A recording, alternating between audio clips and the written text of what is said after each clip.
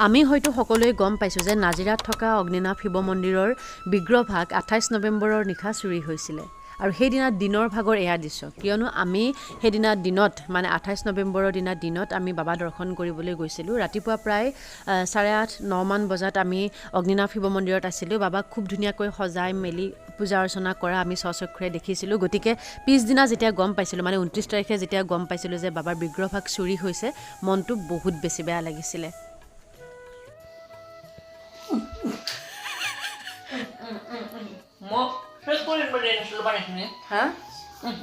বহুত গৰম নেকি নমস্কাৰ মই কুহি আৰু আপোনালোক সকলোকে স্বাগতম জনাইছোঁ মোৰ ইউটিউব চেনেল আৰু মোৰ ফেচবুক পেজ কুহি ডাবল থি লৈ আশা কৰিছোঁ আপোনালোক সকলো ভালে আছে কুশলে আছে আৰু মোৰ লাষ্ট ব্লগত মই আপোনালোকক জনাইছিলোঁ যে মই আহিছোঁ অগ্নিনাভ শিৱ মন্দিৰ দৰ্শনৰ বাবে নাজিৰালৈ বুলি আৰু শিৱসাগৰ টাউনৰ পৰা নাজিৰাৰ অগ্নিনাভ মন্দিৰলৈকে অকণমান যিটো দূৰ হৈ যায় গতিকে ভাবিলোঁ আজি মন্দিৰৰ ওচৰতে ক'ৰবাত থাকোঁ আৰু সেই হেতুকে বাইদেউক কণ্টেক্ট কৰিছিলোঁ বাইদেউ এগৰাকীক কণ্টেক্ট কৰিছিলোঁ তেখেতসকলৰ ঘৰতে হোমষ্টেৰ ব্যৱস্থা আছে খুব ধুনীয়াকৈ থাকিব পৰা যায় গতিকে বেটি মই শুন আজি ৰাতিটো ইয়াতেই কটাম আৰু এগৰাকী হৈছে বাইদেউ ক'লা মেখেলা চাদৰ পিন্ধি থকা বাইদেউগৰাকী তেওঁ আমি আহি পোৱাৰ পিছত খুব ধুনীয়াকৈ গৰম পানী খাবলৈ দিলে তাৰপিছত লাল চাহ নাৰিকলৰ লাড়ু দিলে চাহ খাবলৈ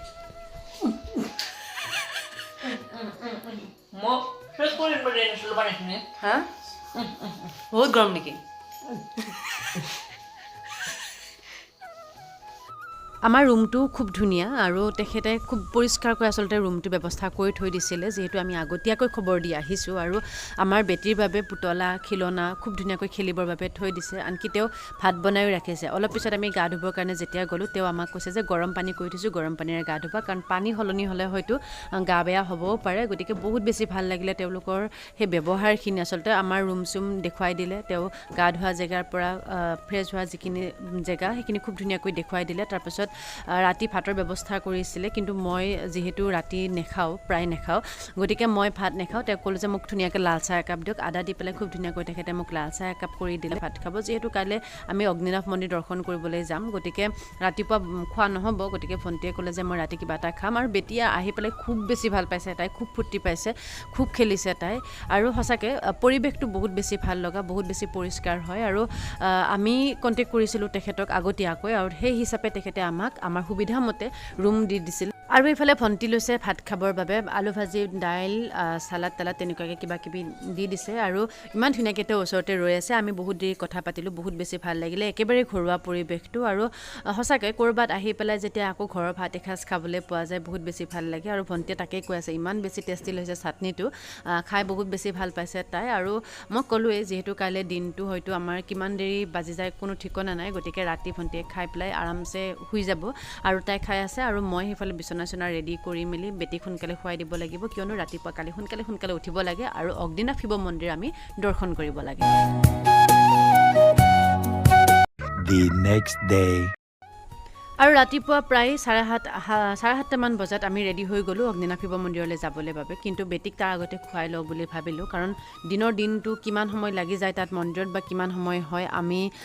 আচলতে অনুমান কৰিব নাই পৰা কাৰণ আমি সদায় দেখি থাকোঁ লাইভত হওক বা মানে মোবাইলত হওক বহুত দীঘলীয়া লাইন হৈ যায় গতিকে তেনেকুৱা যদি বেছি সময় ৰ'বলগীয়া হয় তেতিয়াহ'লে মানে অকণমান তাই ভোক লাগিব পাৰে গতিকে আমিতো বাৰু নেখাওঁ নোখোৱাকৈ যাম কিন্তু তাইক অকণমান দাইল আলু পিটিকা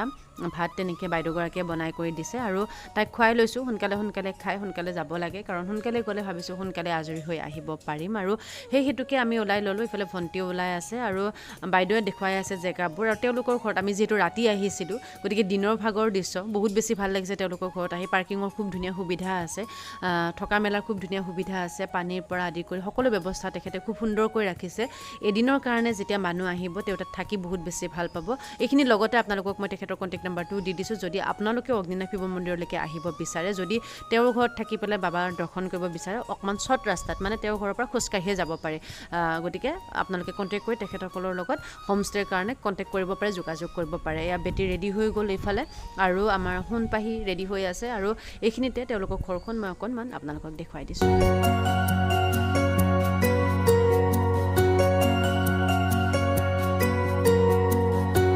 আৰু ইমান দিনীয়া এটা আশা অগ্নিনাথ শিৱ মন্দিৰলৈকে যাম আৰু ফাইনেলি আজি বাবাই আনিলে আহিলোঁ বহুত বেছি ভাল লাগিলে আৰু যেতিয়া গেটটো দেখা পাইছোঁ তেতিয়াই মনটো একদম ভৰি পৰিছে বহুত বেছি ভাল লাগিছে ক্ৰমান্বয়ে যিমানে ভিতৰলৈকে গৈ আছোঁ বহুত বেছি ভাল লাগিছে এটা লাইনত থিয় হ'লোঁ খুব বেছি ছিষ্টেমেটিক হয় খুব বেছি পৰিষ্কাৰ হয় সেইটো নকৈ নোৱাৰোঁ কাৰণ চুক কাণ একদম চাৰিওপাশ মানে বহুত বেছি চাফা হয় বহুত বেছি ভাল লাগিলে তেওঁলোকৰ পৰিৱেশটো আমি ধুনীয়াকৈ তাত পূজা কৰিলোঁ গাখীৰ পানী ঢালিলোঁ অকণমান দেৰি তাত চাকি বন্তি জ্বলোৱাৰ যিহেতু নিয়ম নাই মিঠাতেল ঢালিব লাগে সকলোখিনি ব্যৱস্থা তাত ধুনীয়াকৈ কৰিলোঁ তাৰপাছত যিগচি বন্তি ৰাজহুৱা বন্তি জ্বলোৱালৈকে আমি অকণমান ৱেইট কৰিলোঁ তাৰপাছত আমি নিৰ্মালি ল'লোঁ তাৰপাছত আমি তাৰপৰা অকণমান পিছত ওলাই দিলোঁ আৰু সকলোখিনি সুকলমে হৈ গ'ল আৰু একেবাৰে শেষত বাবাৰ অকণমান ভিডিঅ' মই আপোনালোকলৈ আগবঢ়াইছোঁ আমি যেতিয়া সকলোখিনি হৈ যোৱাৰ পিছত বাবাৰ ওচৰলৈ এবাৰ গৈ পেলাই ভিডিঅ' কৰি আনিছিলোঁ আৰু বহুত বেছি ভাল লাগিলে কিন্তু মই আকৌ কৈছোঁ যেতিয়া পিছদিনা গম পাইছোঁ ৰাতিপুৱা যে বাবাৰ বিগ্ৰহভাগ চুৰি হ'ল বুলি ভিডিঅ' কৰি অনাখিনিকে চাইছে আচলতে বহুত দুখ লাগিছিলে গাৰ নোম শিয়ৰি যোৱা ঘটনা কাৰণ ইমানখিনি সাহস কাৰ কেনেকৈ হয় মই ক'ব নোৱাৰোঁ আৰু তাৰ পৰা আমি প্ৰায় 1টামান বজাত আজৰি হৈ আহিলোঁ আজৰি হৈ আহি যাবলৈ ওলালোঁ জল্দি যাব লাগে এতিয়া আমি যাম আকৌ শিৱসাগৰ টাউনলৈকে বৰমাহঁতৰ ঘৰলৈ যাম আৰু ভণ্টিয়ে পূৰা বেগ উলিয়াই আছে তাই আৰু যোৱাৰ আগমুহূৰ্তত বাইদেউগৰাকীক এবাৰ আকৌ চিনাকি কৰাই দিছোঁ কাৰণ যিখন ঘৰত আমি আছোঁ সঁচাকৈ বহুত বেছি ভাল লাগিলে এয়া হৈছে সেই বাইদেউগৰাকী এতিয়া আমি গৈ থাকোঁ বেয়া চেয়া নাপাব নাই বহুত ভাল লাগিলে আপোনাকো বহুত ভাল লাগিলে থাকিলোঁ মেলিলোঁ কথা পাতিলোঁ ফূৰ্তি কৰিলোঁ খালোঁ বলোঁ এনজয় কৰিলোঁ এতিয়া আমি যাওঁগৈ ঠিক আছে মোৰ ভাল লাগিলে তোমালোকক একদম পুৰা নিজৰ ঘৰত থকা নিচিনা লাগিলে দেই একদম পুৰা টাইম টু টাইম ইমান ধুনীয়াকৈ খবৰ কৰিয়ে আছে বিৰাট ভাল লাগিল বহুত ভাল লাগিলে মোৰ দেই একদম নিজৰ ছোৱালী নিচিনা লাগিলে কিন্তু আকৌ আহিম কেতিয়াবা এবাৰ আহিলে আৰু বিন্দাছ ইয়ালৈ গুচি আহিম ঠিক আছে দিয়ক আজিলৈ পিছে বাই